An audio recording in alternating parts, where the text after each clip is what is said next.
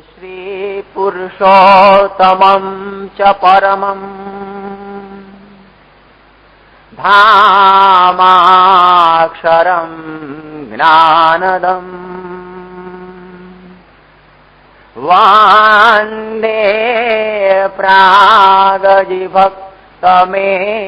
मनघम् ब्रह्मस्वरूपं मुदा वन्दे यज्ञपुरुषदासचरणम्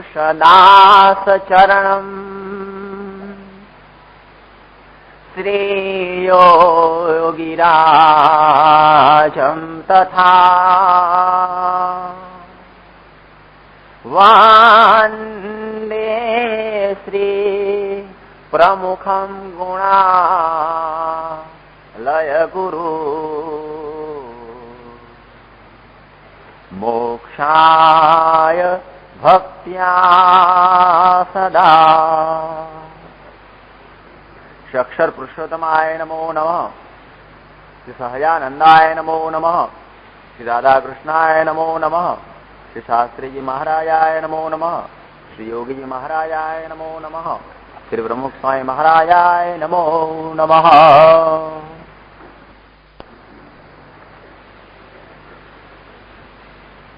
વિશ્વની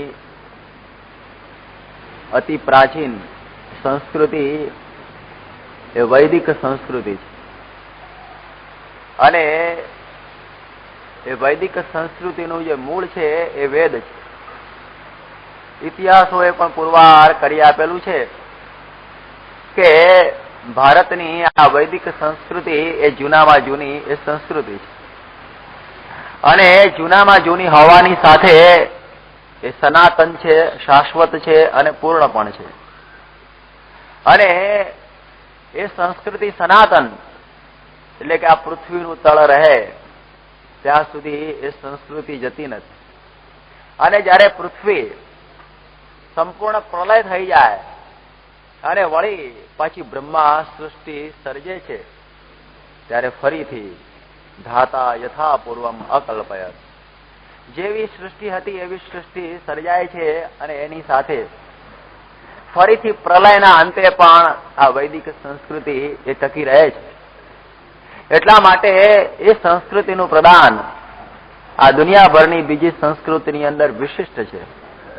હવે જોયું કે દુનિયાની અંદર બીજી ઘણી સંસ્કૃતિઓ પણ વિકાસ પામેલી, પરંતુ એ સંસ્કૃતિઓ કેવી હતી કે માનવ સર્જિત સંસ્કૃતિઓ. જ્યારે વૈદિક સંસ્કૃતિ એ પ્રભુએ નિર્માણ કરેલી સંસ્કૃતિ છે. આપણે જોયું કે જ્યારે ભગવાને સૃષ્ટિ કરી એની સાથે સાથે એમણે વિચાર કર્યો કે આ સૃષ્ટિની અંદર જે જન્મ પામેલા સકળ જીવોના મોક્ષના માટે મારે એક સનાતન ઉપદેશ પણ આપવાનો છે.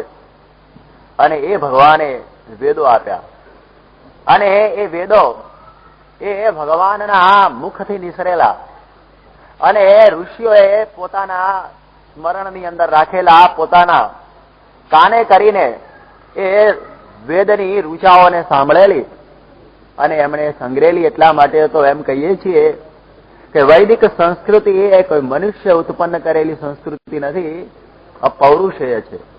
અપૌરુષેય એટલે પરમાત્માએ આ આપેલી સંસ્કૃતિ, પરમાત્માએ આપેલા વેદ, આ પરમાત્માએ આપેલા વેદ એ સનાતન છે. એટલા માટે એ શાશ્વત છે અને એ ભગવાને આપણને આ આપેલી સંસ્કૃતિની અંદર આપણે જોયું કે ભગવાને એની રક્ષાની પણ ખૂબ કાળજી રાખેલી છે. આ વિશ્વ ઉપર આ ઘણી ઘણી સંસ્કૃતિઓની અંદર આ વૈદિક સંસ્કૃતિ અમર કેમ છે? તમે જુઓ કે ઘણી સંસ્કૃતિઓ અરણ્ય સંસ્કૃતિઓ કે જેને કોઈ સંસ્કૃતિ જ નહીં, અમુક આફ્રિકાના અને અમુક બીજા દુનિયાના દેશોની અંદર જુઓ કે એને કોઈ પણ પ્રકારે પોતાની સંસ્કૃતિ નહીં. એટલા માટે જયારે એની ઉપર બીજી કોઈ સંસ્કૃતિનું આક્રમણ થયું ત્યારે તે સંસ્કૃતિને તે દેશોએ અપનાવી લીધેલી છે. આ યુરોપની ભૂમિ એની પાસે પણ કોઈ સંસ્કૃતિ નહીં, સંસ્કૃતિ નીકળેલી છે એશિયાની અંદરથી અને આખા યુરોપ ખંડે પણ આ સંસ્કૃતિને અપનાવેલી છે. જયારે ભારતની અંદર ષડવાળા વાહનો ચાલતા હતા ત્યારે ઇંગ્લેન્ડની ભૂમિને ખ્યાલ જ નહોતો કે આ ષડવાળા વાહન હોય તો હલેસા મારીને હોડીઓ ચલાવતા. એટલે આ સંસ્કૃતિની દ્રષ્ટિએ પણ ઇંગ્લેન્ડ એકદમ પછાત દેશ આ ભારતની સંસ્કૃતિની દ્રષ્ટિએ હતો. એટલે આ વાત એવી સમજાય છે કે જયારે બીજી સંસ્કૃતિઓ આ અસંસ્કૃત દેશો ઉપર આવી ત્યારે તે દેશોએ તે સંસ્કૃતિને ગ્રહણ કરી. પણ આપને ખ્યાલ હશે કે ભારતના ઉપર હુણ આવ્યા, શક આવ્યા, કેટલા બધા એની ઉપર એ ચડી આવ્યા. ત્યાર પછી તો મુસલમાનોએ તો ઘણા વર્ષો સુધી રાજ્ય પણ કર્યું અને છેવટે અંગ્રેજોએ પણ આ રાજ્ય કર્યું અને પોતાની સંસ્કૃતિ લાદવા માટે અને ભારતની સંસ્કૃતિને મિટાવવા માટે ઘણા પ્રયત્નો થયા. મુસ્લિમ લોકો તો એક હાથમાં કુરાન, એક હાથમાં તલવાર લઈને એ તલવારના જોરે મુસ્લિમ કરવા માટે પ્રયત્ન કરતા હતા. પણ આજે આપ વિચાર કરો કે હિન્દુસ્તાનની લગભગ 60 કરોડની વસ્તીની અંદર લગભગ 40 કરોડ તો હિન્દુઓ છે ને છે. ત્યારે આટલા બધા સંસ્કૃતિઓના આક્રમણ હોવા છતાં એ ભારતીય સંસ્કૃતિ ટકી કેમ? કારણ કે ભગવાનને આપેલી. એ ભગવાન પોતે આ રક્ષા કરી રહેલા છે આ સંસ્કૃતિની. એટલે આપણે અષ્ટમ સ્કંદની અંદર એક વાત જોઈશું અને એમાં એ વાત આવે છે કે જયારે બ્રહ્માને નિંદર આવી ગઈ ને જયારે બ્રહ્મા ઊંઘી ગયા ત્યારે મોઢાની અંદરથી વેદ પડી ગયા. અને જયારે વેદ પડી ગયા ત્યારે એ સમયની અંદર એક જે અસુર એ વેદને ઉપાડી જાય છે. હવે જુઓ, આ અસુર વેદને ઉપાડી ગયો અને એ વખતે એ હયગ્રીવ નામનો અસુર એ વેદને ઉપાડી ગયો છે ને ભગવાનને ચિંતા થઈ કે આ વેદ વગર તો કોઈ રીતે કોઈનું કલ્યાણ થઈ શકશે નહીં, લોકો સારી રીતે જીવન પણ જીવી શકશે નહીં. વેદો જયારે ખલાસ થયા, વેદો જયારે અસુરના હાથમાં ચાલ્યા ગયા ત્યારે એ વખતે અષ્ટમ સ્કંદ આપણને કહે છે કે ભગવાને મત્સ્યાવતાર ધારણ કરેલો છે એ વેદોની રક્ષાના માટે. એ વેદની રક્ષા માટે ભગવાને સ્વયં મત્સ્યાવતાર ધારણ કરેલો છે અને એ અસુરનો સંહાર કરી અને વેદો એની પાસેથી લાવી અને બ્રહ્માને પછી આપે છે કે ફરીથી સૃષ્ટિ કર અને વૈદિક ધર્મનું સ્થાપન કર. એટલા માટે આપણને એક શાંતિ હંમેશા રહેશે કે અમારી સંસ્કૃતિ ઉપર ગમે એટલા પ્રહારો આવશે, કોઈ આસુરી શક્તિ એને છીનવી લેવા પ્રયત્ન કરશે, પણ ભગવાનની સંસ્કૃતિ છે, ભગવાન પોતે અવતાર ધારણ કરીને પણ આ સંસ્કૃતિને ટકાવશે. અને આપણે જોયું છે કે ભારત વર્ષની અંદર પૃથ્વી ઉપર ભગવાનના અવતારો થાય છે. બીજા કોઈ ધર્મો આ ભગવાનના અવતારોને માનતા નથી, પણ હિન્દુ ધર્મ એમ માને છે કે ભગવાન પોતે પૃથ્વી ઉપર આવે છે. એને કરુણા છે કે આ જ્યારે આની ઉપર કાળની રજૂટી ચડી જાય, જ્યારે આની ઉપર આ સંસ્કૃતિ ઉપર ધૂળ ચડી જાય ત્યારે એ સમયે ભગવાન પોતે એ અધર્મનું ઉચ્છેદન કરવા માટે સ્વયં કરુણાએ કરીને આ પૃથ્વી ઉપર પોતે પ્રગટ થાય છે અને એ સંસ્કૃતિને તાજી રાખે છે. બાકી ઘણી સંસ્કૃતિઓ છે ને આપણે ખોદવી પડે છે. કે બેબીલોન સંસ્કૃતિ, પછી આ મોહનજોદડોની નીચેથી ખોદો, પછી આ બીજીની સંસ્કૃતિ મિસરની એની નીચેથી ખોદો. હવે એ પિરામિડની નીચે ક્યાં ખોદવા જવું? સંસ્કૃતિઓ બધી દબાઈ ગઈ છે, એની ઉપર ધૂળના ઢગલાઓ ચડી ગયેલા છે. જયારે ભારતની સંસ્કૃતિના વેદનો ગુંજારો આજની તારીખે પણ ગુંજતો રહ્યો છે. એ જ આપણા માટે અતિ સૌભાગ્યની વાત છે કે ભગવાન અને ભગવાનના સંતો આ પૃથ્વી ઉપર આવી અને એ ભારતીય સંસ્કૃતિના એ દીવડાની વાટને વારંવાર સંકોરીને એને સતેજ રાખતા હોય છે. અને એ રીતે એમાં આપેલા મૂલ્યોને આપણે સમજવાના છે.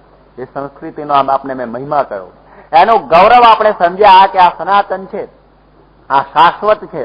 પરંતુ જો એનું ગૌરવ આપણે ન સમજીએ, એની અંદર લખેલી વસ્તુઓ, એની અંદર આપવામાં આવેલા જે આપણા જીવનના ધ્યેયો, એને જો આપણે ખ્યાલ ન રાખીએ તો પછી હાથમાં આવેલી વસ્તુ પણ આપણે કામની રહેતી નથી. એટલા માટે એક અસ્મિતા જગાવવાની જરૂર છે, એક અસ્મિતાપૂર્વક જીવન જીવવાની જરૂર છે કે જયારે આપણી પાસે આટલું દિવ્ય આ જ્ઞાન છે, આપણી પાસે આવો એક ભવ્ય વારસો આપણે આજની તારીખે સાચવી રહેલા છીએ કે જેના આપણા પૂર્વજોએ કેટલી મુશ્કેલીઓથી આ વારસો સાચવેલો છે. કે મુસલમાનો મારી નાખતા હતા, એમને નાક બાર કરતા હતા, એમના ઉપર સિતમો ગુજારતા હતા, છતાં એ હિન્દુ રહેતા હતા કે અમે ગમે તેમ મરી જઈશું, મુસલમાનો એમના ઉપર હિન્દુ રહેવા માટે તો વેરો નાખતા હતા કે જો તમારે હિન્દુ રહેવો હોય તો ટેક્સ આપવો પડશે. અને બનારસની અંદર મને ખ્યાલ છે કે કોઈને ચોટલી રાખવી હોય તો ચોટલી રાખવાનો પણ ટેક્સ આપવો પડતો હતો. આજે આપણે બધાએ ચોટલી કાઢી નાખેલી છે. એ પૂર્વજોને યાદ રાખો, અમે લોકોએ રાખેલી છે કે એ પૂર્વજો એક ચોટલીના માટે ટેક્સ આપતા હતા. અમે હિન્દુ નહીં મટીએ, અમે ગમે તેમ થઈશું, અમારી ધોતી નહીં છોડીએ, અમારા સંસ્કારો નહીં છોડીએ. તમારે અમારી ઉપર જેટલું ટેક્સેશન નાખવું એટલું નાખો, પણ અમે હિન્દુ છીએ. એટલી પ્રકારનું ગૌરવ એ સમયમાં રાખેલું. એ તપના પ્રતાપે, એ લોકોના આ ભોગના અને ત્યાગના પ્રતાપે આજે આપણે અહીં હેરો લેઝર સેન્ટરની અંદર હિન્દુ તરીકે બેઠા છીએ. ત્યારે સમજવું કે એનું ગૌરવ આપણે સંપૂર્ણપણે સમજવાની આપણી પૂરી જવાબદારી છે. અને સાથે એને રક્ષા કરવાની પણ આપણી ખૂબ જવાબદારી છે. હું ઘણી વખત કહું છું કે આ મુસ્લિમ અને ક્રિશ્ચિયન સંસ્કૃતિઓ એ હિન્દુને હિન્દુ મટાવી શકી નહીં, પણ કદાચ એવો યુગ આવે કે હિન્દુ પોતે હિન્દુ મટી જાય પોતાની રીતે. હિન્દુને મટાવનાર હિન્દુ પોતે રહેશે, કારણ કે પોતે સંસ્કારો છોડવા તરફ ચાલ્યો છે. એટલે એવી પ્રકારનો ભય આજ ઉભો થયેલો હોય છે. પણ મેં આગળ કહ્યું એ પ્રમાણે ભગવાન અને ભગવાનના સંતો એની રક્ષાની અંદર હંમેશા હોય છે. એ આપણને એ સમજાવે છે કે આ પૃથ્વી ઉપર આપણને ભગવાને મોકલેલા છે. એ કોઈ ચોક્કસ આપણને એક ધ્યેય માટે મોકલેલા છે. અને વેદના જે વિભાગ કરનાર ભગવાન વેદ વ્યાસ, જેને વ્યાસો નારાયણો હરિ, એને પણ 24 અવતારમાં વેદ વ્યાસને પણ એક અવતાર કહેવામાં આવેલા છે. એ વેદ વ્યાસ કે જેણે આપણા માટે એક વિપુલ સાહિત્ય, જે સંસ્કારના સાહિત્યનો વારસો આપેલો છે. જેમણે આ 18 પુરાણો, જેમણે વેદ, જેમણે ઉપનિષદોના જે સંકલનરૂપ બ્રહ્મસૂત્ર, જેમણે મહાભારત જેવો એક અદભુત ઇતિહાસ આપણને ભેટ આપેલો છે. એ વેદ વ્યાસ એના દ્વારા ભગવાન બોલે છે. જુઓ, વેદના દ્વારા બોલનારા કોણ છે? એ વ્યાસ નહીં. જેને સમાધિ ભાષા કહેવાય, એ સમાધિ ભાષાની અંદર બોલનારા એ ભગવાન. અને એ ભગવાને આપણને આ વાત સમજાવેલી છે કે આ પૃથ્વી ઉપર તમને મોકલવામાં આવે છે. કારણ કે જીવો અનાદિ છે અને અનંત છે. અનાદિ માયાથી વિસ્તૃત આ જીવો છે. માયાના ઉદરની અંદર પડેલા જીવો છે. એના ઉપર ભગવાનને અતિ કરુણા થઈ કે આ માયાના ઉદરમાં પડેલા જીવોને શાશ્વત શાંતિ કેમ થાય? માયામાં કઈ સુખ નથી. એની અંદર અપાર દુઃખની અંદર સડબડતા જીવોના ઉપર એક દયા આવી. યાદ રાખો કે જીવો અનાદિ છે, માયા પણ અનાદિ છે. અને આ પ્રમાણે એ માયાનું જે જીવને બંધન પણ એ અનાદિનું લાગેલું છે. ત્યારે આ પ્રમાણે શાળ ઉપર ફોતરું વળગ્યું એ ખબર પડતી નથી. એ જયારે ઉગે છે ચોખ્ખો, ત્યારે એની ભેગું જ એનું ફોતરું પણ ચોંટેલું જ હોય છે. એ કારણ શરીર રૂપ માયાના બંધનની અંદર આ પડેલી જે જીવ સૃષ્ટિ, એને ઉગાડવાના માટે ભગવાને કરુણાએ કરીને સૃષ્ટિ કરી છે. આ સૃષ્ટિનો હેતુ.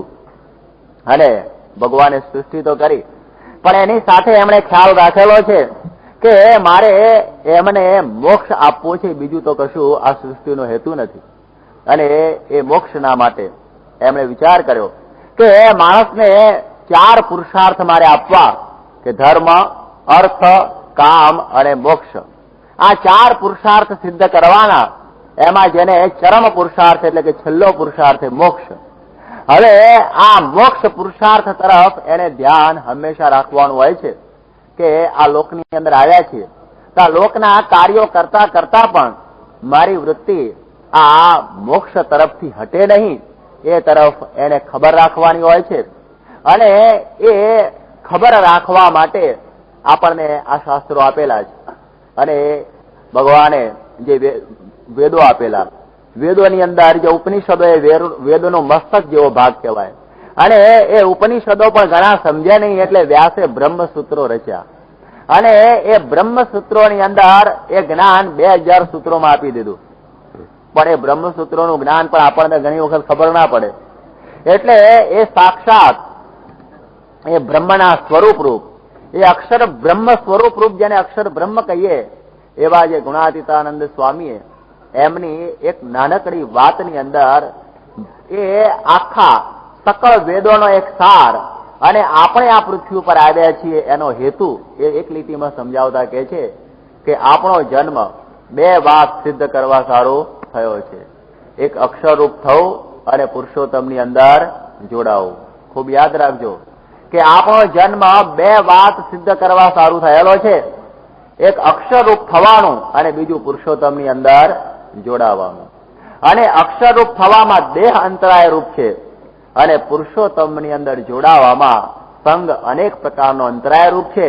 આ બે ખોટ ટાળી અને આપણા ધ્યેય ઉપર આપણે નજર રાખવાની. આપણે જો ધ્યેય ઉપર નજર ન રાખીએ અને આ લોકમાં આવ્યા અને પછી એ જો કરવાનું હતું એ ન કર્યું તો પછી જેમ ગુજરાતીમાં કહે છે કે હીરો ઘોઘે જઈ આવ્યો, હાથ દઈને પાછો જ આવ્યો. હીરો ઘોઘે જઈ આવ્યો અને કશું કરીને આવ્યો નહીં. એવી રીતનું ન બને એટલા માટે કહે છે કે અક્ષરરૂપ થવું. એટલી સુંદર વાત છે કે ભગવાન તો કોઈથી બની શકાતું નથી. ખૂબ યાદ રાખો કે કોઈ જીવ ભગવાન બની શકતો નથી. ભગવાન તો એકમ એવમ અદ્વિતીયમ તત્વ. એના જેવું થવા દુનિયાની અંદર કોઈ સમર્થ નથી. અક્ષર પણ પુરુષોત્તમ જેવું થવા સમર્થ થતો નથી. એટલા માટે તો અહીં કહે છે કે અક્ષરરૂપ થઈને પુરુષોત્તમની ભક્તિ કરવી. આ ઉપનિષદની ભાષા. પુરાણની ભાષાની અંદર હું વાત કરું તો રાધા રૂપ થઈને કૃષ્ણની ભક્તિ કરવી અને લક્ષ્મી રૂપ થઈને નારાયણની ભક્તિ કરવી, નર રૂપ થઈને નારાયણની ભક્તિ કરવી, સીતા જેવા થઈ અને રામની ભક્તિ કરવી, શક્તિ જેવા થઈને શિવની ભક્તિ કરવી. આ બસ આ આદર્શ આપણને સમજાવેલો છે. અને એ આદર્શ વૈદિક સંસ્કૃતિના શબ્દોમાં ગુણાતીતાનંદ સ્વામી બોલેલા છે કે અક્ષરરૂપ થવું અને પુરુષોત્તમની ભક્તિ કરવી. આ તો ધ્યેય બાંધી હતો. આ આપણને એક નક્કી કરી આપ્યું કે આપણે આના માટે જ જન્મ્યા છે. આ કાર્ય માટે જ આ પૃથ્વી ઉપર આવેલા છે. અનંત જન્મ આપણે ધરેલા છે પરંતુ હજી પાર પહોંચ્યા નથી. આપણા ધ્યેય આપણે પહોંચી શકેલા નથી. એટલા માટે આપણે ખ્યાલ રાખવો કે આ ધ્યેય દરેક વખત ચૂકી જઈએ છીએ. એ અક્ષરરૂપ થવામાં આપણો દેહ ભાવ આપણને આડો આવે છે અને એ દેહ ભાવ જ્યાં સુધી ન જાય ત્યાં સુધી આપણે આ પરમાત્માને પામી શકીએ નહીં. એટલા માટે એ તરફ નજર રાખવી. આપણે પણ એક બુદ્ધિશાળી માણસો છીએ. અહીં આગળ ઇંગ્લેન્ડમાં વસીએ છીએ એટલે આપણે પણ ખ્યાલ રાખીએ કે દુનિયાની અંદર આપણે કોઈ ધ્યેય તો નક્કી કરવું જોઈએ. છતાં ઘણા લોકોને આ ખ્યાલ નથી. એટલે ઘણા શું કરતા હોય છે, લગભગ બધા જ પૃથ્વી ઉપરના બધા જ મનુષ્યો એક ભગવાનને છોડીને, આ ભગવાને કહેલો જે ઉપદેશ અને આદેશ એને છોડીને આ દુનિયાની અંદર બીજા જ કાર્યોની અંદર પડેલા છે. આપણે જોયું છે કે શંકરાચાર્યજી એક વખતે એમના એક પુસ્તકની અંદર પોતે લખેલું છે, હમણાં થયા એ શંકરાચાર્ય, કે શાસ્ત્રો તો એમ કે છે કે આત્મા વારે દ્રષ્ટવ્ય, કે પરમાત્માનો સાક્ષાત્કાર કરવો જોઈએ. એમ તો શાસ્ત્રો કે છે, ઉપનિષદ કે છે. અને આપણે અનુભવથી જો પણ જોઈએ છીએ કે નવારે પતિ હુકામાય પતિ પ્રિયો ભવતી, આત્મનસ્તુ કામાય પતિ પ્રિયો ભવતી. કે પતિ એ પતિ છે એટલા માટે પત્નીને પ્રિય નથી, પરંતુ પોતાના આત્માને લઈને પ્રિય છે. જો પોતાની અંદર જ આત્મા ન હોય ને મળદું હોય તો ગમે એટલી રમણીય વસ્તુ હોય તો આપણા શું કામની.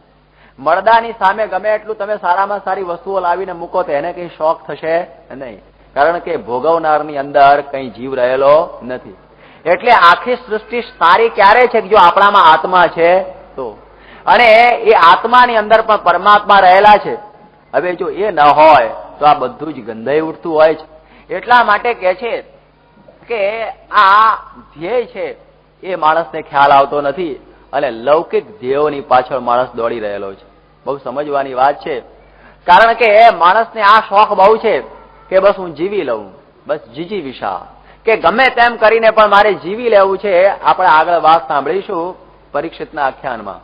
બીજું આપણને ઈચ્છા હોય છે જિજ્ઞાસા, આ જોઈ લઉં, પેલું જોઈ લઉં. ઇંગ્લેન્ડમાં આવ્યો છું તો આ જોઈ લઉં, પેલું જોઈ લઉં. પેરિસમાં ગયો તો એફિલ ટાવર જોઈ લઉં, પછી આ જોઈ લઉં. આ દુનિયાની દરેક વસ્તુઓને જોવાની જે ઈચ્છા રહે છે એનું નામ કહેવાય છે જિજ્ઞાસા. અહીં આગળ બેઠા છે ને પેલી બાજુ કઈ ઢોલ વાગવા માંડો તો બધા છોકરા ને બીજા છોકરા જેવા પુરુષો એ પણ ઉઠીને બહાર જાય, શું વાગ્યું કે હા વાગેલું છે, બેસો ને અહીં આગળ. એ ઉભો થઈને જોવા જ જશે. એ જિજ્ઞાસા એક રહેલી છે. ત્યાર પછી કહે છે કે સુખ ને ઈચ્છા, એટલે આ દુનિયાના બધા સુખો આપણને પ્રાપ્ત થાય એની ઈચ્છા રહે છે. ત્રીજું છે કે મને કોઈ દુઃખ ન જોઈએ, એ પ્રકારના માટે રાત દિવસ એ પોતાના શરીરની સંભાળ રાખતો હોય છે. અને પાંચમું છે કે મારા ઉપર કોઈનો હાથ ન જોઈએ, હું સ્વતંત્ર જોઉં, કોઈને પરતંત્ર રહેવું ગમતું નથી. આ પાંચ વસ્તુના સાક્ષાત્કારના માટે માણસ પ્રયત્ન કરે છે. સમજે અથવા ન સમજે પણ આખી દુનિયા આની પાછળ દોડેલી છો કે આ પ્રમાણે જીવવાની ઈચ્છા, લૌકિક વસ્તુઓને જાણવાની જિજ્ઞાસા જેને કહેવાય છે, આ દુનિયાના સુખોને ભોગવવાની ઈચ્છા, મારે આ દુનિયાના કોઈ દુઃખો જોઈએ નહીં અને મારા માથા ઉપર કોઈ મને હુકમ કરનારો જોઈએ નહીં, આ 5 વસ્તુના માટે આપણે બધા દોડી રહ્યા છો, પણ ભગવાનના માટે જાય છે ક્યાં? આ 5 વસ્તુ સિદ્ધ કરવા માટે એક દોડ, જેને રેસ કહેવાય ને, એક રેસ ચાલી રહેલી છે અને એ રેસની અંદર બધા દોડી રહ્યા છે. એટલા માટે તો ગીતા કહે છે કે મનુષ્યાણામ સહસ્રેષુ કશ્ચિત યતતિ સિદ્ધયે યતતામ અપી સિદ્ધાનામ કશ્ચિત મામ વેત્તિ તત્વતઃ. આ પૃથ્વી ઉપર મનુષ્યનો તો પાર નથી, પણ કે છે કે મનુષ્યાણામ સહસ્રેષુ કશ્ચિત યતતિ સિદ્ધયે, કોક જ એ ભગવાનના માર્ગે ચાલનારો. ભગવાન શ્રી કૃષ્ણ પોતે ગીતામાં કહે છે કે કોક જ, એટલે કે છે ને કરોડોમાં કોક જ એવો હોય કે ના મારે ભગવાન ભજવા છે, એવી પ્રકારની ઈચ્છા ઉત્પન્ન થવી. એ પણ કહેવું કે બહુ પૂર્વ જન્મના પુણ્યનો સંચય થયો હોય ત્યારે ઈચ્છા જાગે છે, બાકી આ ઈચ્છા જાગતી નથી. બાકી તો દરેકને એમ છે કે બસ આ દુનિયાના સર્વ ધ્યેયો સિદ્ધ કરી લો ને સૌથી ઊંચે બેસી જવું. અને એ ઊંચે બેસવાની અંદર આખી મોંઘી જિંદગી, યાદ રાખો કે બહુ દુર્લભ મનુષ્ય દેહ પ્રાપ્ત થયેલો છે. 3.5 કરોડ પ્રાકૃત પ્રલય થાય પછી આ 3.5 હાથનું ધોકડું આપણને પ્રાપ્ત થાય છે, બાકી એ સિવાય આ પ્રાપ્ત થતું નથી. અતિ દુષ્કર આવી વસ્તુ આપણા હાથમાં આવી ગઈ છે કે રે મન મૂર્ખ જન્મ ગુમાયો, કે મૂર્ખ આ જન્મ વારે વારે આપણને પ્રાપ્ત થતો નથી. આ તો એક હકીકત છે, આ કોઈ એક્સિડન્ટ નથી, આ કોઈ કલ્પના નથી, આ કોઈ એક વાર્તા નથી, પણ એક આ દુર્લભ વસ્તુ આપણને પ્રાપ્ત થયેલી છે. એ આપણને મહિમા નથી એટલે ખ્યાલ નથી આવતો, પણ કે છે કે મળ્યો મનુષ્ય દેહ મોંઘા મૂલનો, ફરી ફરી મળે નહીં સતસંગ કીજીએ. કે આ મનુષ્ય દેહ અતિ મોંઘા મૂલનો પ્રાપ્ત થયો છે, ફરી ફરી મળતો નથી. એટલે કે છે કે સત્સંગ કરી લેવો, પણ માણસને ખ્યાલ નથી એટલે લૌકિક પદાર્થોની પાછળ દોડે છે. હું આપને થોડી વાતો કહીશ કે જેને આ લૌકિક પદાર્થોની પાછળ દોડ મૂકી છે ને જે ભગવાન રૂપી ધ્યેય ભૂલી ગયો છે એની કેવી દશા થાય છે, એની થોડી ગાથાઓ સાંભળો તો આપણને ખ્યાલ આવે કે ભાગવત આપણને શું કહેવા માંગે છે. આપ જુઓ કે રાવણનું આપ દ્રષ્ટાંત જોશો. રાવણ જેવો એક મહારાજવી થયો અને એના મનની અંદર એવા મનોરથો હતા કે બસ મારે આ દુનિયાની અંદર સર્વશ્રેષ્ઠ રાજા બની જવું અને બધી જ પ્રકારે સુખ સગવડો મારે ત્યાં ભેગી કરી લેવી. અને કેવું એને ભેગું કરેલું કે એના ત્યાં 9 ગ્રહો આંટા મારતા હતા. એના ત્યાં જે વરુણ છે પાણી ભરી જાય એને ટાંકી જ ના રાખવી પડે. એના ત્યાં આ પવન છે એટલે બધું સાફ કરી જાય, એને હુવર રાખવું જ ન પડે, એની મેળે બધું સાફ થઈ જાય. અને દરિયો પોતાની મેળે રત્નો લઈ લઈને આવે, લો હિસાબ તમે અંદર હેરાન કરતા નહીં, આ દરિયો દોડતા નહીં પણ રત્નો લઈ જાઓ. અને અગ્નિ એના ત્યાં આ બધું જ દરેકે દરેક પ્રકારે આ રસોઈ પકાવી જાય, નાવાનું પાણી પણ ગરમ કરી જાય, એને કોઈ પૈસા હીટિંગના આપવા જ ના પડે, એવી પ્રકારની વ્યવસ્થા એને પોતે કરેલી. બધું જ ઓટોમેટિક, દરેકે દરેક એની આજ્ઞાથી બધા થરથરતા હતા, દેવતાઓ અને ગ્રહો પણ થરથરતા હતા.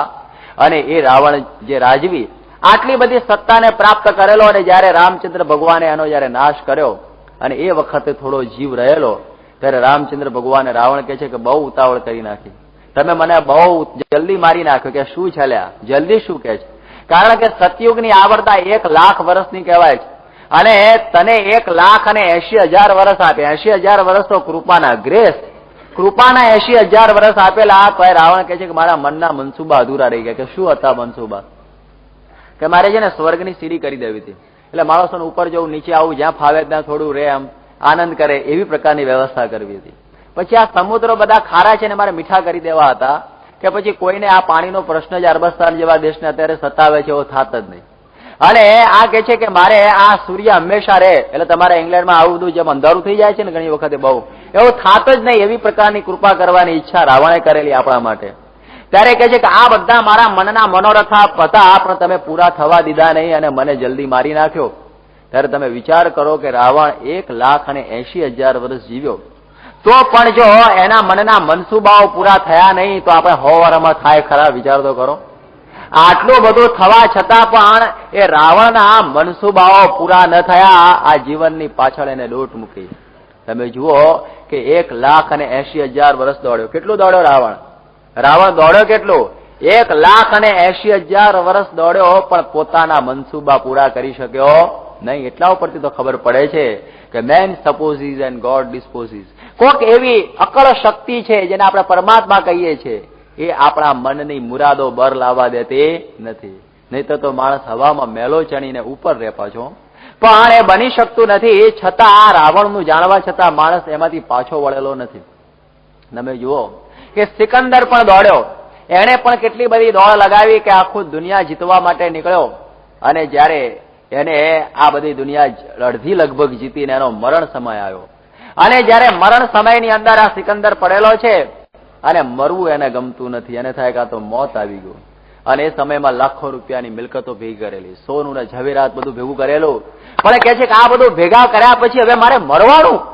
ત્યારે કે મરવાનું તો થાય, હવે શું થાય કે મારી છાતી ઉપર બાંધીને જવું તો એ તો અમે કાઢી લઈશું, બાકી છાતી ઉપર તમે જીવો ત્યાં સુધી રહેવા દઈએ, પણ પછી રહેવા દઈએ નહીં.